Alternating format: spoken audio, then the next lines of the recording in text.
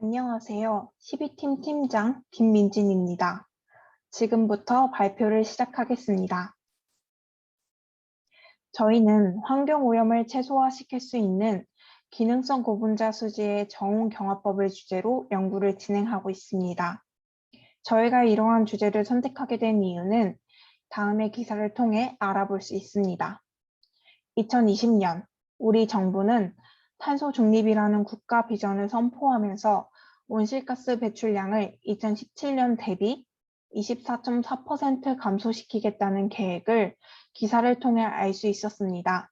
왜 이렇게 온실가스 배출량을 감소시키기 위해 노력하는 걸까요? 그것은 바로 지구온난화의 원인으로 인류가 배출한 이산화탄소와 같은 온실가스가 가장 유력하게 꼽히기 때문입니다. 우리나라는 1960년대부터 급격한 경제 성장을 이루어냄과 동시에 이산화탄소와 같은 온실가스를 대량 배출해 왔습니다. 그래서 저희는 이미 우리 생활 속, 산업 속에 깊숙하게 차지하고 있는 플라스틱을 없앤다기보다는 그런 길은 불가능하다고 생각을 했고, 그래서 환경오염을 최소화하면서 적절히 기능성 고분자 수지를 사용하는 방법에 대한 분석이 필요하지 않을까 생각하게 되었습니다. 저희 실험에서는 에폭시 수지를 활용할 계획입니다. 이 에폭시라는 고분자는 현재까지 개발된 고분자 제품 중에 고기능성을 가진 화학 제품 중 하나입니다.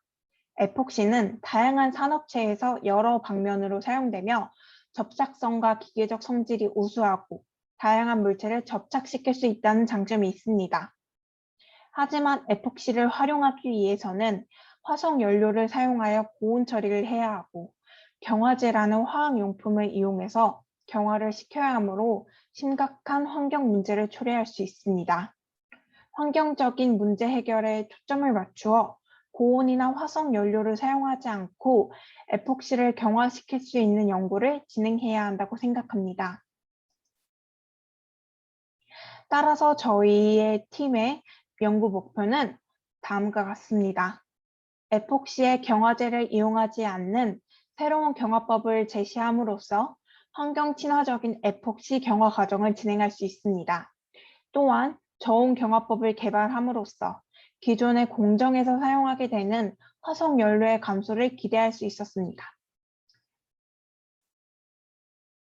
연구 내용으로는 저온 경화제를 활용해서 경화 과정을 진행했고, 사용된 경화제와 같은 성능을 기대할 수 있는 탄소 나노 재료를 정해서 경화 실험을 진행했습니다.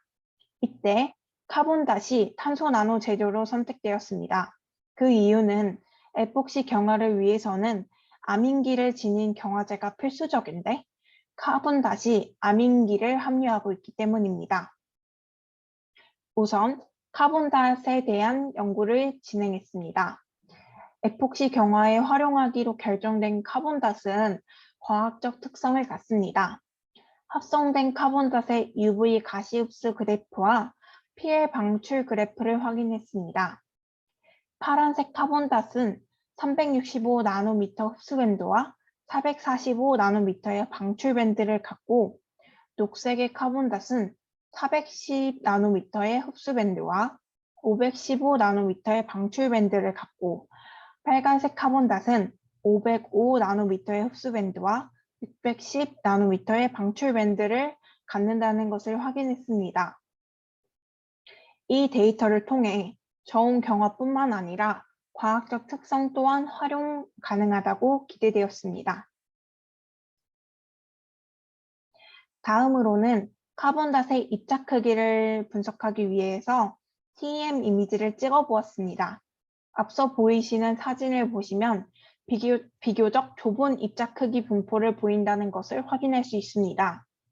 피해 특성 외에도 카본닷은 에탄올에 잘 용해된다는 점에 유의해야 했었습니다. 카본닷이 표면의 헤테로 원자나 작용기가 없는 순수한 탄소 원자로 구성된 경우 극성 용해되지 않습니다. 그러나 카본닷은 전구체 아민 그룹에서 질소 원자를 상속받기 때문에 극성 용매에 대한 우수한 안정성을 나타낸다고 확인할 수 있었습니다. 지금까지 진행된 연구에 대해 소개해 드렸습니다. 앞으로 계획은 연구한 카본닷과 에폭시 모노머를 그런 경화 반응을 진행할 계획입니다.